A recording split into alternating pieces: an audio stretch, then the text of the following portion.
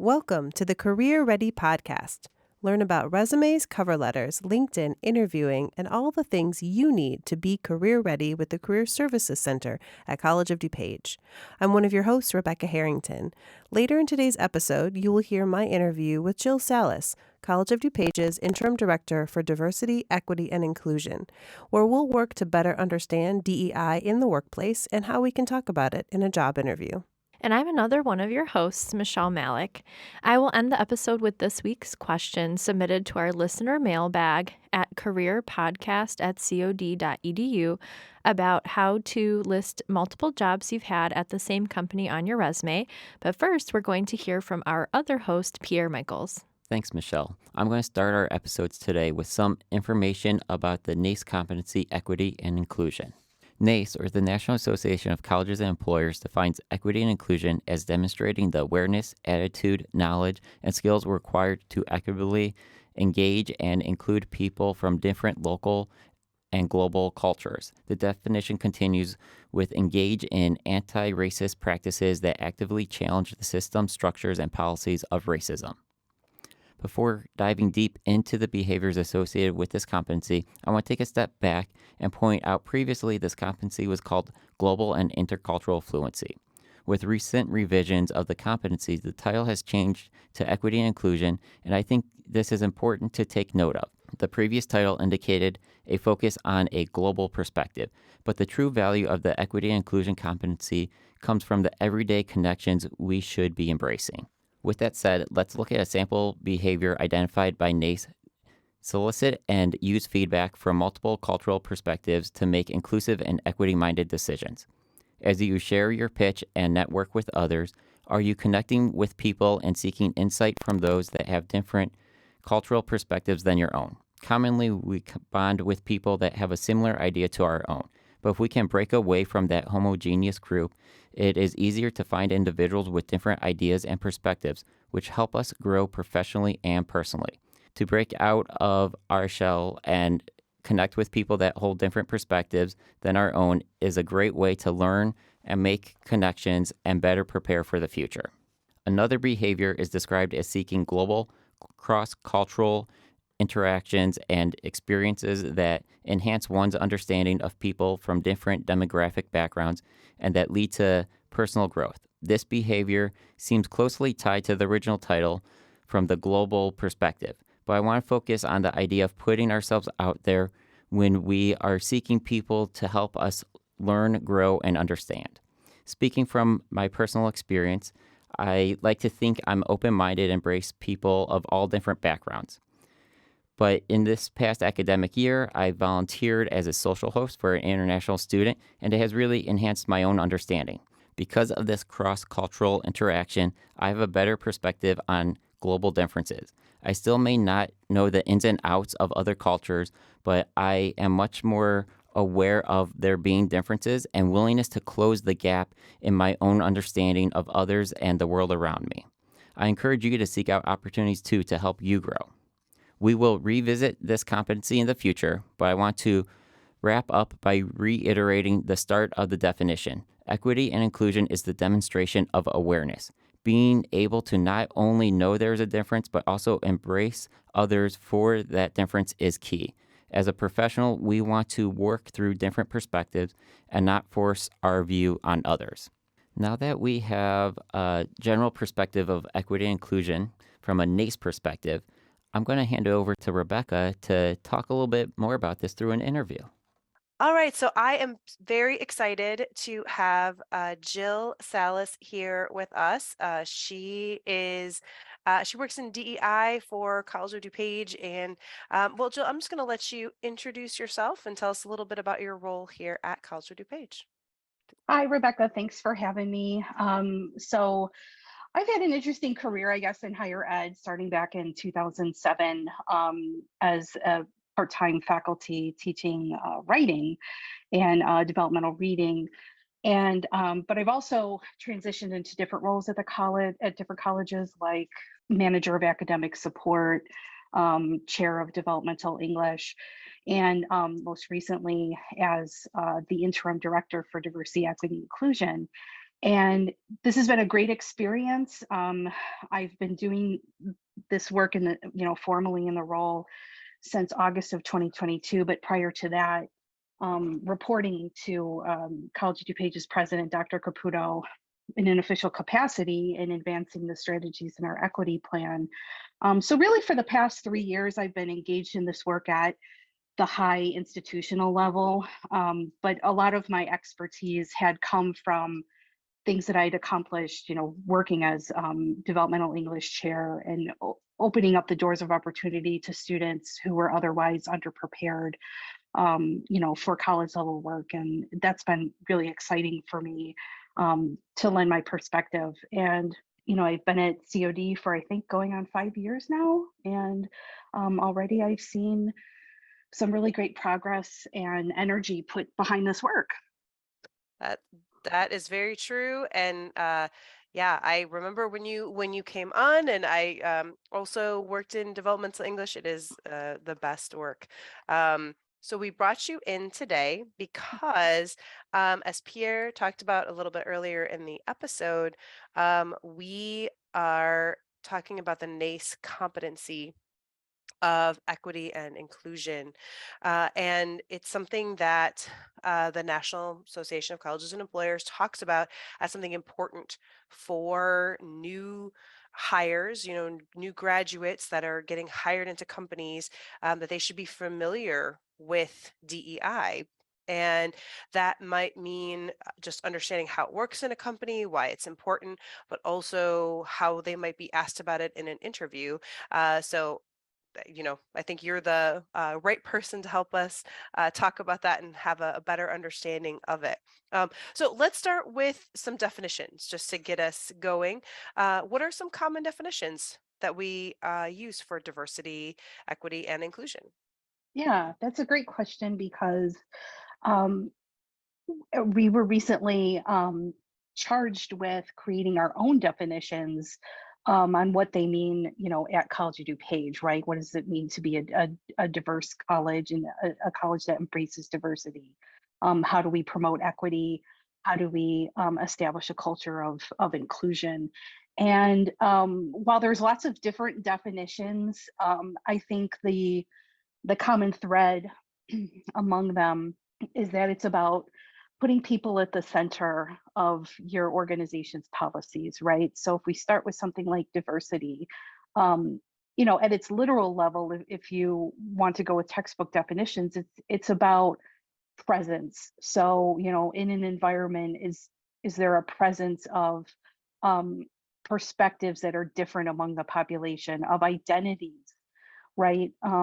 That are different and pluralistic, right? So, the way that I define diversity is that it's the presence of multiple identities and experiences within an organization, right? So that could also mean that understanding people aren't monolithic and singular in their identity, right? So it could be the possibility of someone, being African American or identify as Black, but also identify as neurodiverse, right? Sure. So it's also the idea that diversity isn't about putting people into neat little boxes, but embracing that complexity of identities and celebrating those complexities too, and leveraging it for accomplishments, right? For progress. So, there can be a definition of diversity where, you walk into the doors of an organization and look what we have here. Everybody's different. And it's not so much that everybody's different, but are you using those differences to improve the organization, to be more nimble and agile, and capitalize on all those different talents and knowledge among your workforce? So then that kind of leads itself into a definition of inclusion, right? Hmm. So where most organizations fall short is in embracing the aspect of diversity, but not acknowledging that if you have a diverse workforce, you also have to amplify their voices, make sure they have a seat at the table, as I call it, Hmm. and given opportunities to be themselves at work. So when you get into a definition of inclusion, it's about whether or not people who aren't from the dominant demographic at a workforce, do they feel like they have a voice, right? Because if we just stop at diversity, then it's just about representation. So, I kind of look at these three things as working in tandem. So for diversity is a seat at the table, then inclusion is a voice at the table, right? And if you combine those, in order for the diverse workforce to feel welcome, to feel included, and to be able to use their talents, then you have to follow up with that and support that with equity. And that's about giving your employees what they need to be successful in their work and acknowledging that not everybody needs the same thing, right?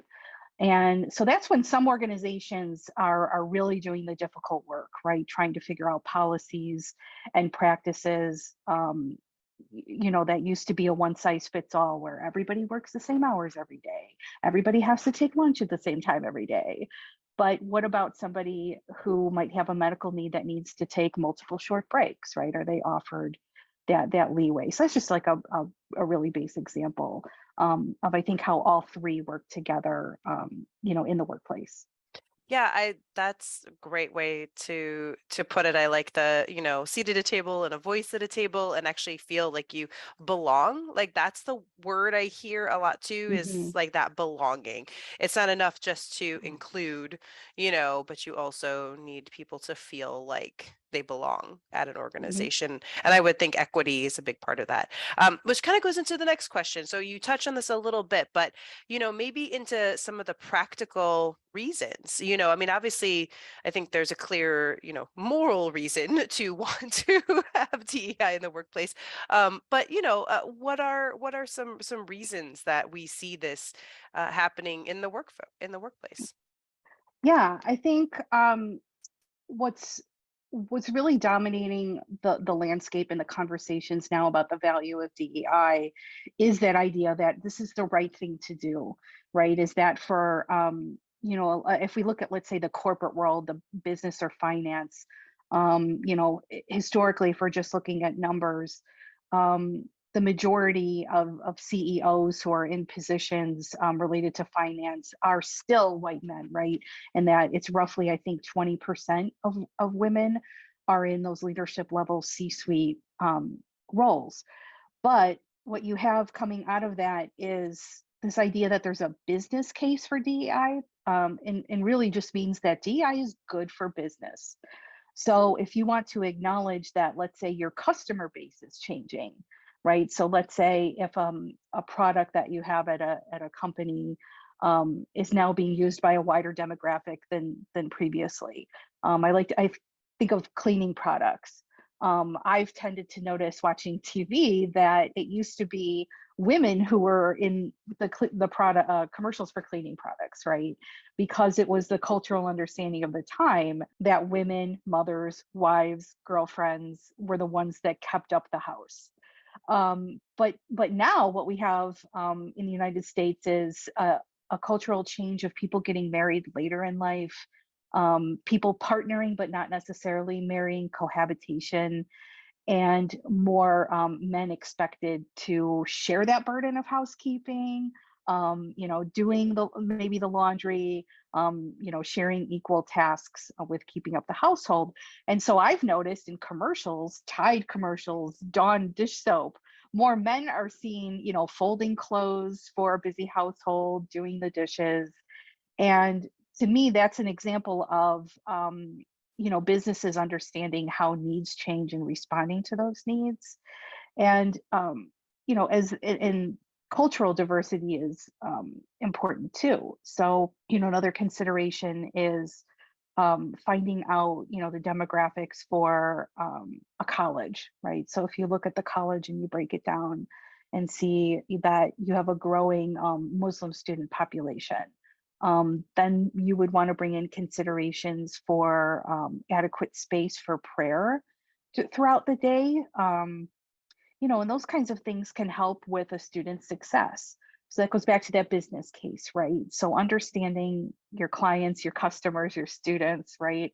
helps you, understand what their needs are, and then leads to them being, more satisfied, and leads to them being more successful. Yeah. Oh, I love that. That's great. And yeah, just you made me real, think about it. I noticed this morning on my way in to work that there was kids coming out to be picked up, I assume, by the bus, and it was all dads bringing their kids There out you in the go. morning. So and that's still something we notice, right? But that's something that, if you don't have that diverse set of voices at the workplace, then you may not realize that those changes are happening. Yeah, Yeah. absolutely. Is there any of these areas that you feel like is either more important than the others, or that companies often see as more important than the hmm others?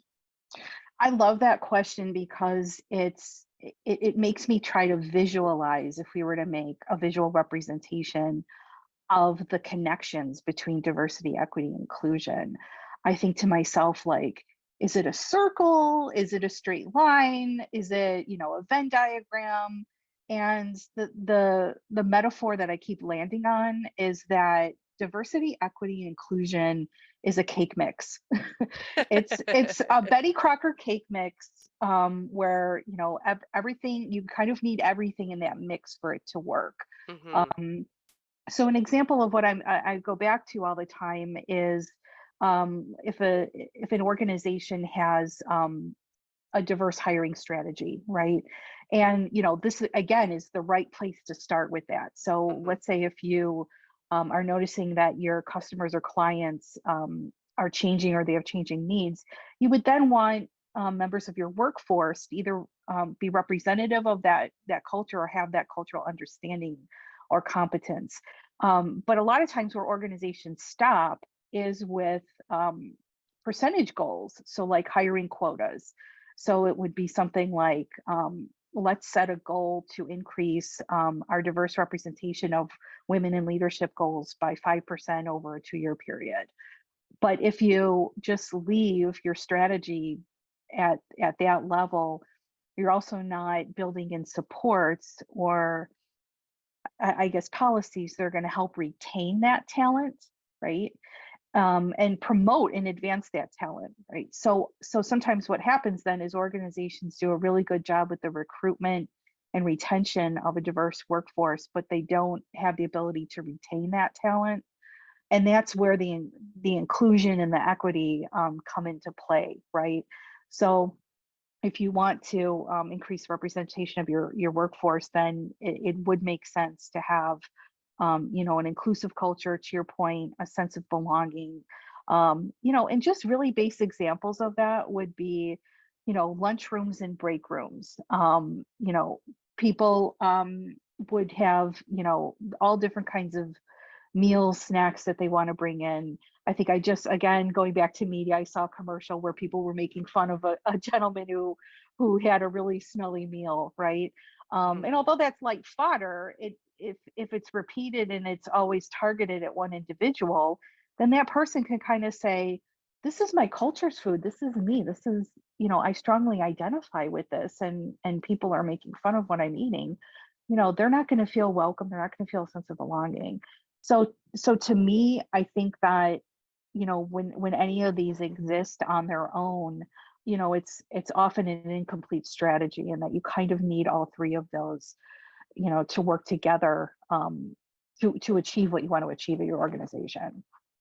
Yeah, no, absolutely. I could, it reminds me of we had the Chicago Federal Reserve president who's now retired, but he was here in the fall on our campus, and he was talking about how, he's learned that when he has meetings, that he has to learn the kind of the different work language of different people culturally on his team, because he has people from kind of even all over the world on his team, and some are going to be more comfortable speaking up in a public meeting setting, or some aren't, and it's not even necessarily a personality issue, it can be a cultural issue, Mhm. and that's not wrong or bad, it just means he needs to make sure that he's maybe gathering feedback in multiple ways. So it's like you can hire for diversity, you can give them a seat at the table,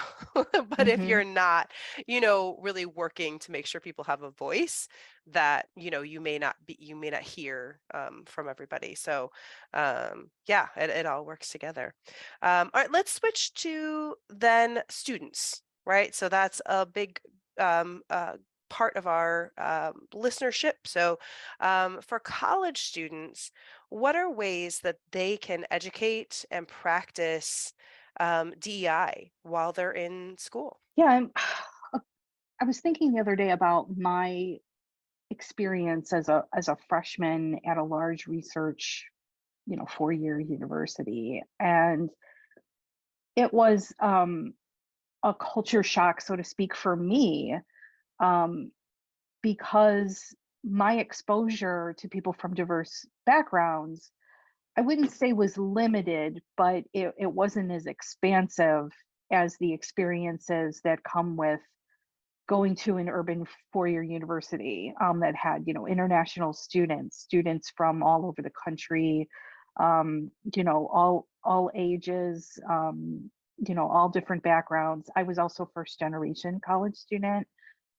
so that was also a culture that was introduced to me, right? Like the college going Yeah. culture. Yeah. And like, when it's your first exposure and you've got a little bit of you're a little hesitant or a little nervous about meeting new people, kind of an easy way to transition into learning more, about others is just attending any cultural events or programs that happen, on campus. So one of the things that I did was I was part of, a Hispanic student support group, and this was at UIC, Circle Mm-hmm. Campus in the city, um, and that was really great because I felt like I was learning alongside other people who were also exposed to a bunch of different and new ideas, and it goes beyond culture as well, right? Like with college being a culture, it was my first foray into learning about how different policies and procedures impacted students like myself as a first generation college student, knowing how to navigate that system. Um, so I could say for college students, keeping a pulse on cultural related events on campus, um, you know, being curious and wanting to engage, and then going beyond cultural into other things. I can think of examples that are at our own campus at College of DuPage, Autism America, right? That's like a Mm-hmm. great group because students who are part of the autism spectrum, they are a very warm and welcoming community, and they are no stranger to or they're not, I would say they're proud of the unique talents and interests that they have. Video gaming is really big at the Autism American events. And so I think like there's some examples. And then if you're looking for, let's say you think like, I must be the only person who's into, let's say, anime, or I'm the only person, who's, into cosplay, you'll often find out that, with all these clubs and organizations that are part of campus life, there is a niche, right? And there is a really warm and welcoming community available to you. And those are the positive and affirming aspects of diversity, right? Like also LGBTQ plus, Mm-hmm. um, groups like Pride Alliance, Black Student Union, Muslim Student Association. That's just to name a few, right? Oh, and Latinos Unidos. Um, those are the ones that are about, establishing a warm, welcoming atmosphere, having a sense of support and camaraderie. Um, but then if there's students who see themselves as advocates, right, and want to, really push for, more effective policies for students, that's another angle they can pursue, right? Finding out issues with registration, challenges with paying for classes. Sometimes those things disproportionately negatively impact first generation college students or students of color, or students with disabilities. So that's another angle to pursue too. And it's also a really important part of this work. Goes back to this idea of equity. Like, is everyone given the same opportunity or the support that they need in order, to meet their educational goals? So it's also in the coursework too. So students you look at liberal arts offerings like history courses, Mm. humanities courses. We have so many fabulous faculty who really value diversity, equity, inclusion, and weave these concepts into their curriculum and into their class sessions.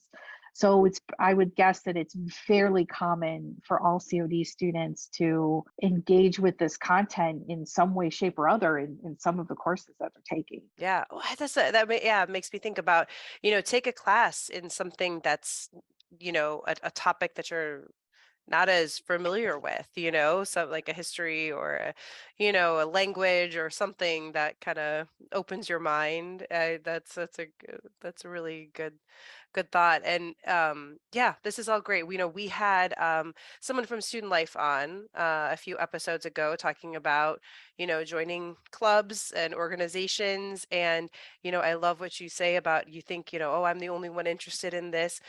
If there isn't a club or organization at your college, I bet if you go to your student life and start one, as you said, you're going to find other people that have a similar interest.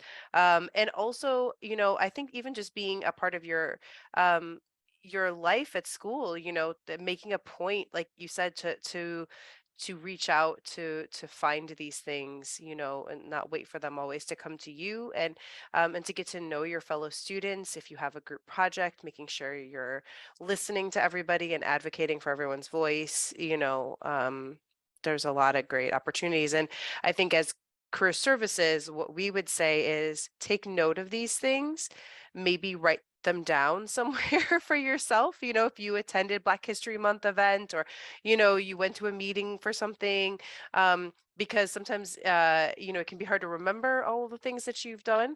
But what we're going to be talking about next is talking about answering questions at a job interview.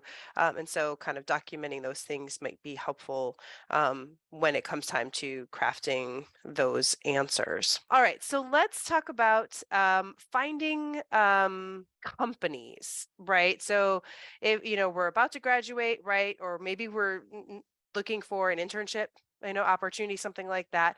What should candidates look for when they're exploring companies to assess their DEI commitment? This is something that is relatively new for a lot of big organizations and companies. I think it's wise of them to be more explicit and passionate about anything related to diversity, equity, inclusion, because I can't recall where I read it, but there was a new report that came out about employee engagement, and that while it's primarily generational, Mm-hmm. right, with mostly like millennial, Gen Z, maybe some of Gen X employees, is that on the whole, the majority of newer graduates are basing their decisions on where to work and what organizations to work for based on that organization's commitment to social issues, corporate responsibility, commitment to an inclusive culture.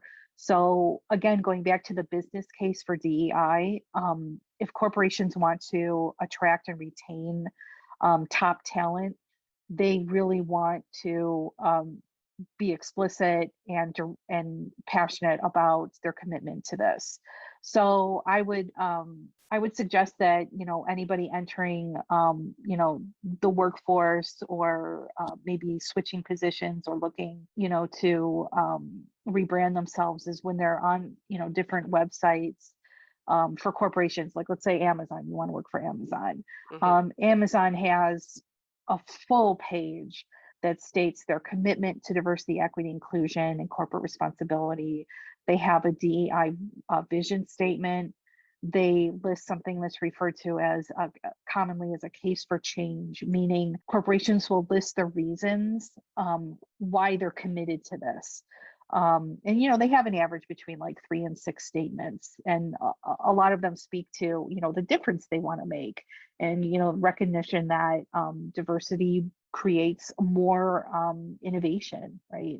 Mhm. um, and the more that companies articulate the strategies, right, or the goals, and if this is what we want to achieve, this is how we get here, then to me that communicates the more serious the organization is, right? Sure. Now, going beyond that, though, another thing to look for is representation in photos and videos of the workforce on the website, right? What images are they choosing that say this represents our employees, right? They could be actual photos of actual employees work there. They could be stock photos, but the idea is that those are chosen very intentionally. Mhm. Another thing is, how do they talk about their customers, their clientele, their patients, right? We're healthcare organizations. Yes, It's great important that point. they look into this. They still say that there's disparities and differences in treatment, Mhm. uh, um, you know, um, of patients, by race and ethnicity. Employee guidebooks or handbooks or policies, right? Getting your hands on those. Let's say if you have multiple offers, you want to kind of look at handbooks and policies. Mhm. And, let's say if you're a working parent, what types of parental leave do they have? Mhm. Religious observances, dress codes, right? Mhm. Remote policies, flex work policies. One thing that I was thinking about the other day is, for some folks who identify as neurodivergent as part of the neurodiversity spectrum, you might have individuals who really thrive working remotely. If when they're at work, maybe getting interrupted causes them some panic or anxiety. um, you know, if given the time and space for them to really concentrate, maybe they can increase productivity, right? And do like these very high detailed spreadsheets. So I think companies that make those kinds of considerations are really getting the message about how the business case for DEI can really make a company stronger. Right. Mhm. So if you practice equality where everybody's got to be here, everybody's got to work the same shift, you're not going to get that same level of productivity out of everyone. But if you give some folks, not saying that they, get to zoom in every day from Aruba, right? But you give them an opportunity to work from home and work on high attention tasks, that there's mutual benefit, right? Where Mhm. the employee feels more productive and feels a greater sense of accomplishment, when given that opportunity. The other thing that I mentioned too, what candidates can look for if they're entertaining multiple offers and deciding where they want to be employed, is look at an organization's philanthropic, volunteer, and fundraising efforts. So which, Oh, good point. yeah, right, like which communities or organizations do they support, right? Mhm. I think that really makes, that could in some ways even speak more broadly to where the corporation wants to be in a few years, because when they want to develop these partnerships with fundraisers and philanthropic partners, it's really because they're looking 5 and 10 years down the road of who they want to serve in terms of their customers or their clients or their students. So that also shows a deeper level of conscientiousness too, right? Definitely, definitely. And I see in your notes, and I'm just going to mention it because it came up with our veterans episode earlier, is employee resource or affinity groups too, Hmm. something to look for. All right. So then what are there, these are all great ideas. Sometimes though, if it's a smaller company, maybe some of that information is harder to find, that kind of thing. Or even if they have a great website, it doesn't necessarily mean, right, that they are fully committed, right, to all of the aspects, kind of as we've talked about. So are there some questions that job seekers could ask in an interview that would help them further assess a company's DEI commitment? Yeah, because the interview too is to me like it's the first entry point into an organization's culture. right? Mhm. So when you're interviewing him, you're either in a one-on-one with one individual, or what seems to be more common for some positions is, a panel. Mhm. And even before you go in, come with some questions you might want to ask the organization. You're also looking for the employee representation for the search committee, right? Yeah, um, sure. so that gives you an entry point into learning a little bit about the organization. um, and to your point too, an organization can have like a really robust web presence, but that could also be a window dressing, right? Like, this is what Mhm. we say we believe, but then there's the culture of it. And you can definitely pick up cues based on the questions they initially ask. And also, when it comes to the questions, one of the things that I genuinely believe is that I just want to see that that candidates are asking in general about an organization's commitment, Mhm. or what role their position would play. Oh, I So, like that. Yeah. right, like, oh, how do you, in what way can I help, in this position, would I help advance the organization's recruitment and retention efforts, Mhm. or cultural programming. I wouldn't go deeper than that in case an organization's like in the early stages of their work. It doesn't mean that they're a bad organization because they're in the early stages, but it just means, that they might not even want to go into depth on that. They could even say, well, we're looking into hiring you because we know that you're passionate, you've got some Mhm. experience here on your resume, and you could really support us. So that's something you might want to gauge, throughout the interview, on how much you want to, how many questions you want to ask. Mhm. Yeah, I have this note to myself here that, you might be that individual they're looking for to lead the change effort, right? Yeah. I love that. I like that. As I know, how can I help this? Or what would my role, how would it fit in with that? Those are the kinds of questions we always recommend asking. It's always good to give them something positive to talk about, so anytime you can Mhm. ask a question that, gives them a chance to talk about their successes, whatever those are, this is a good way to phrase those types of questions. So then the other side of it is that employers are also more likely now to ask candidates questions during the interview related to DEI. So I wondered if you had any thoughts on what kinds of questions they might get asked, and maybe some ways students or just any applicants could answer some of those questions. Mhm. I think for the most part, most organizations are generally just asking one or two questions for like either a 45-minute or hour-long, interview. Hmm.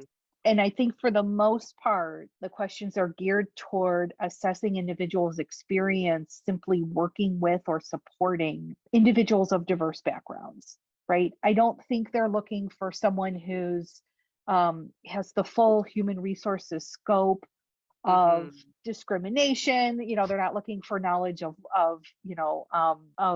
discrimination laws, harassment, things like that. I think they're looking for individuals who can communicate, and as some self-awareness. Like, Mm. I can think of, let's say, teaching interviews. So this would be for students who are interested in going into the teaching field.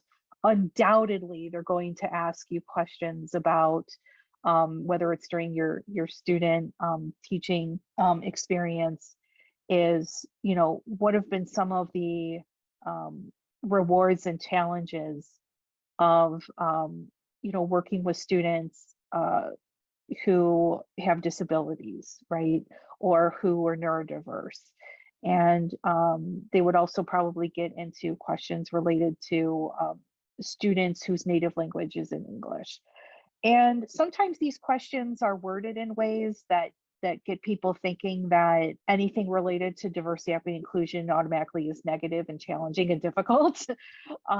So that may vary from organization to organization.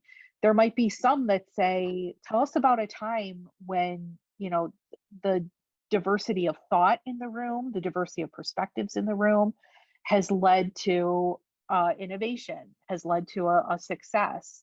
Um, I'd like to see more questions that are framed like that instead of questions that are usually framed from the idea of it as a challenge.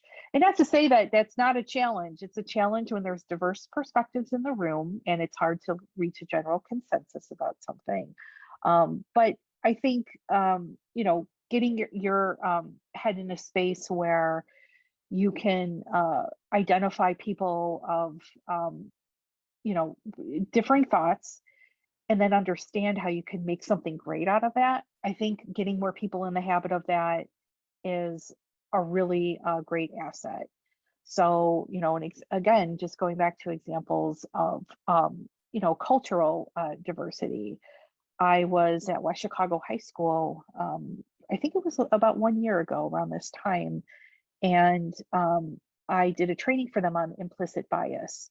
And what these high school teachers are saying is that we would love to be able to support our Hispanic and Latinx students a little more. And, if you can help us with that understanding. And I said, it's about assets, right? So the assets and strengths that those students bring to the classroom.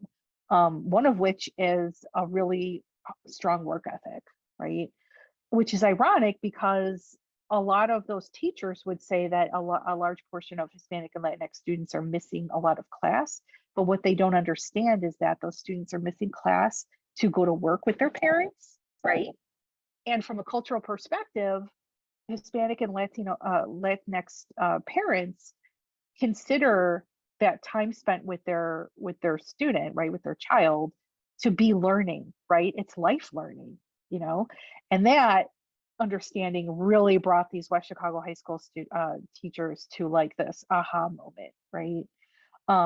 So going off a little script here with the question, but the roundabout way of what I'm trying to say is that the best kinds of questions and thinking that you can have if you're interviewing related to DEI is to talk about the beauty of the work, the positivity, and the things that you can gain from this work, because it's not always something that can be challenging or negative. I don't know. Did any of that make Yeah. sense of what I No, said? definitely.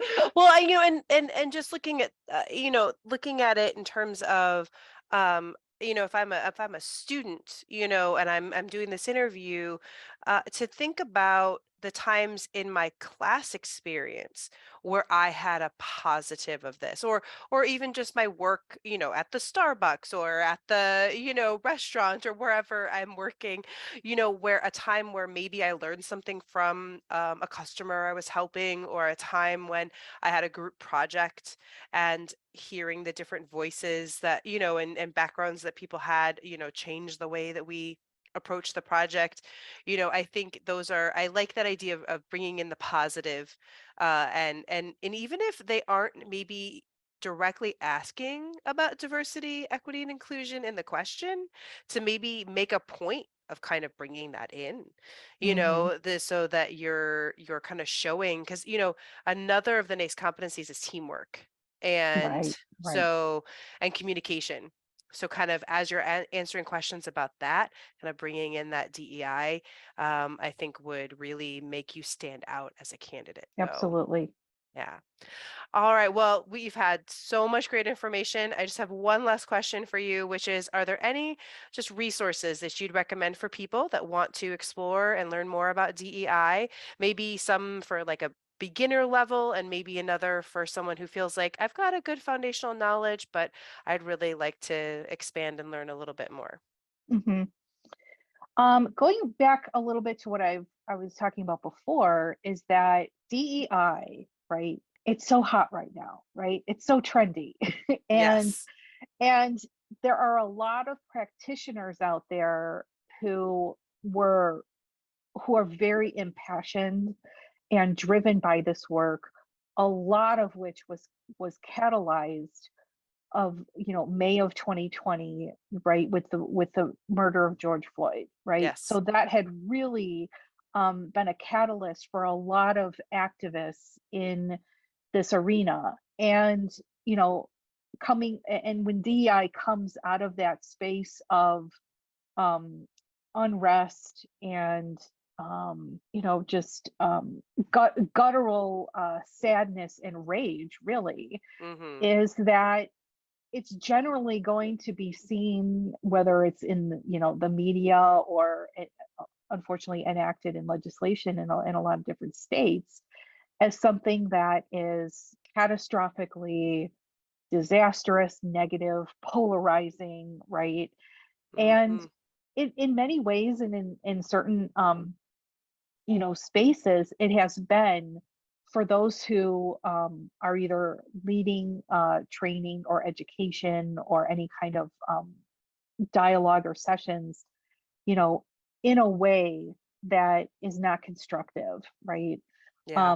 Not to say that DEI shouldn't come with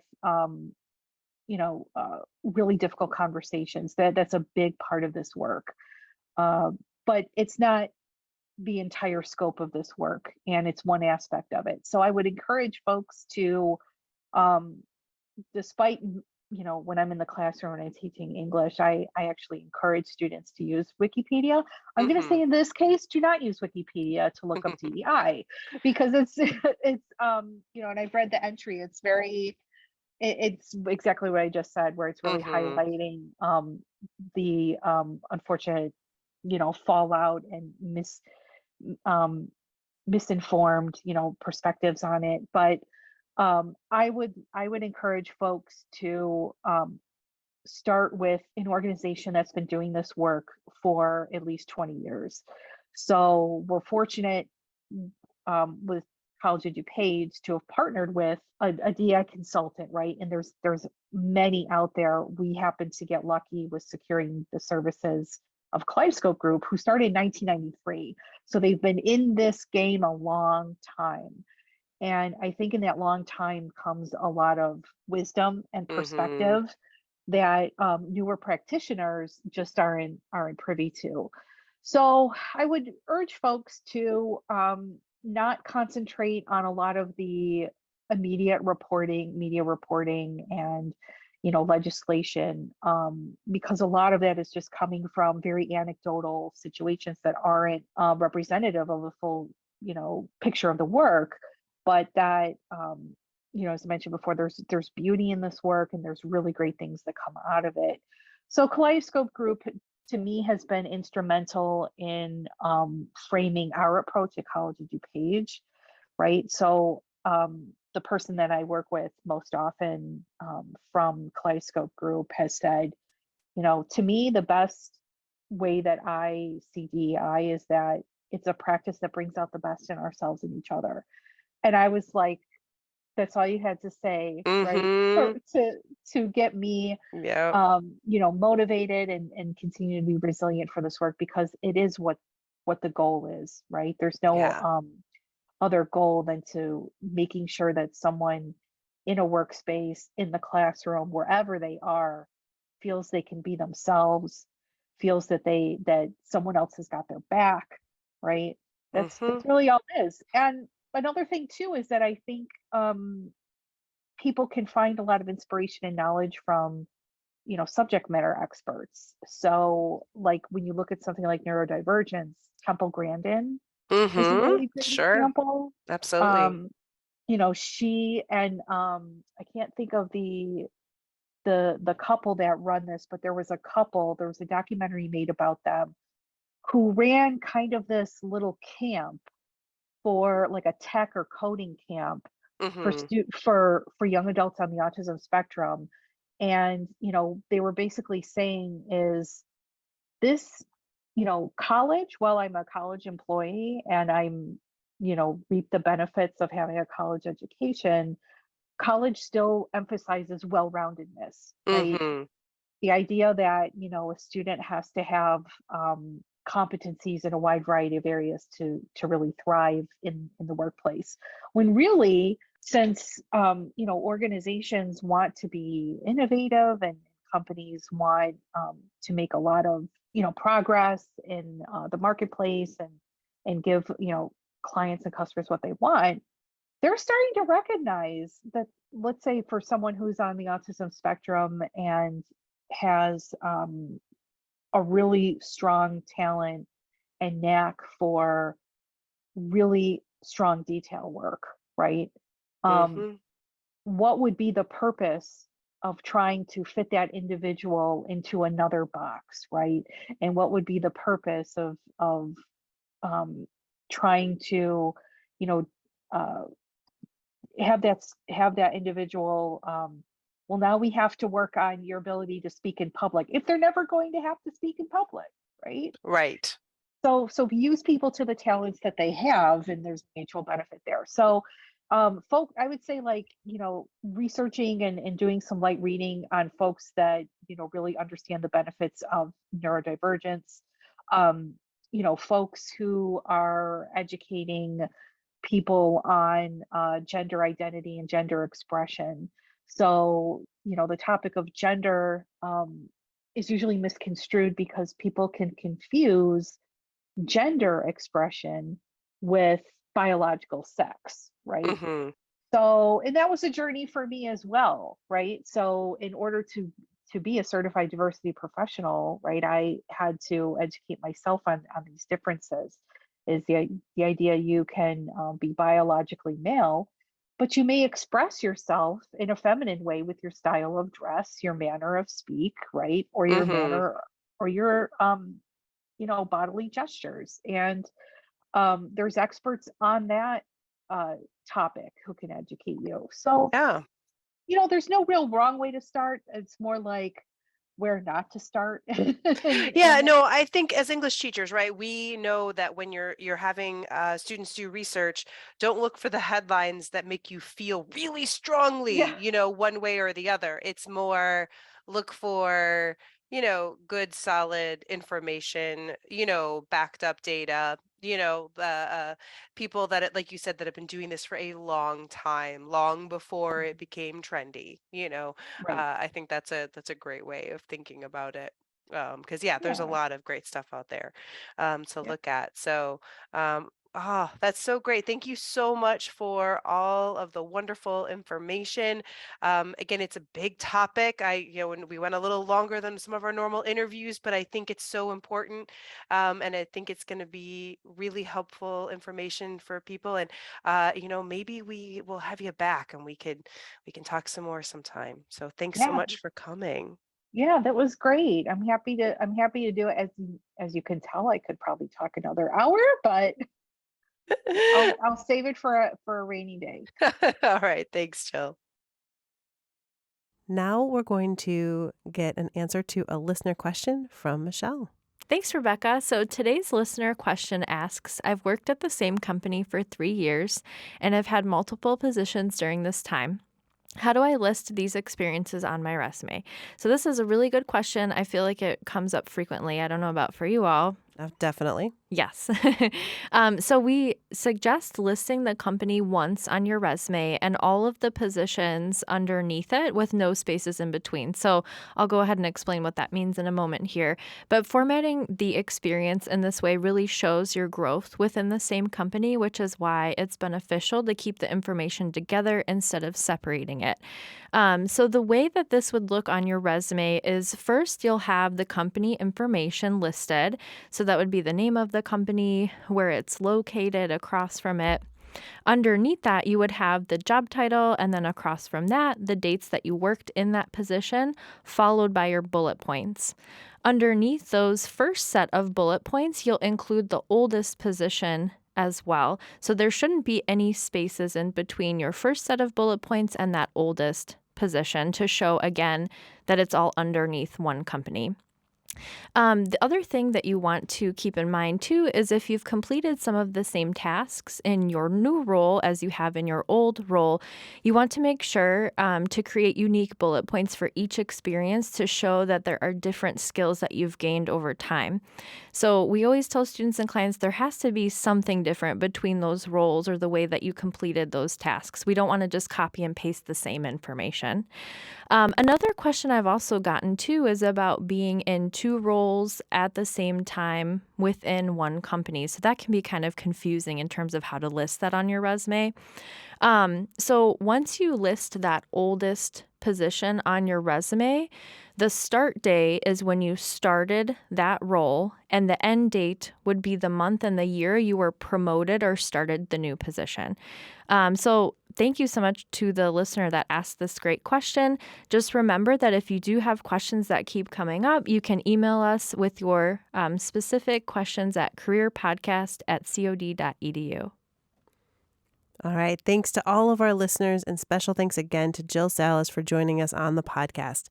We hope you understand how DEI efforts relate to the workplace and how you can talk about them in an interview setting. Be sure to join us for our next episode as we continue the Your Pitch series, and you can learn how to share your pitch on LinkedIn.